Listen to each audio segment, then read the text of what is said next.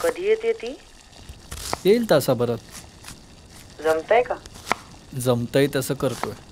कशाला नको ते उपद्व्याप करायचे? आई, आता घेतोय मेहनत तर करू दे ना. अन्न वाया घालवू नका फक्त. ती येते तर तुमचं नेहमीचं काय ते मागवायचं ना, काय ते 1/2.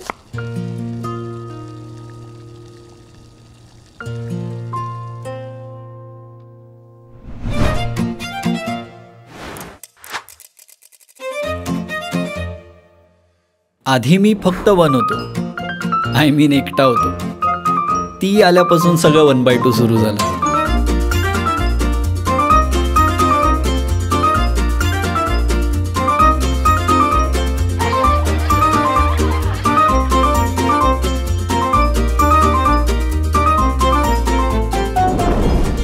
One by two he term पण बऱ्यापैकी उशिरा, म्हणजे मी 7वीत असताना चायनीज फूडसोबत माहीत झाली. तिच्या 4थीच्या निकालाचा दिवस होता.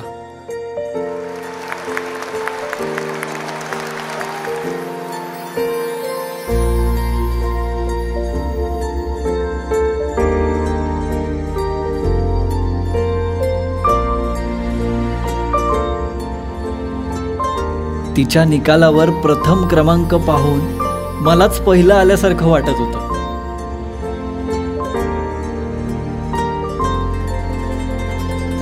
अभिनंदन, अशीच प्रगती करत राहा. नकोसे शेअरिंग आता वाटत हवस, वाटून घेतो जगणं. आजोबांसारखं आपणही तिला काहीतरी बक्षीस द्यावं असा विचार मनात आला. उसाचा रस, गुलाबजाम, जिलबी, केक, आईस्क्रीम. प्रत्येक दुकानासोबत एक एक विचार येऊन मागे पडत होता आणि काहीच न घेता आम्ही घरी परतलो.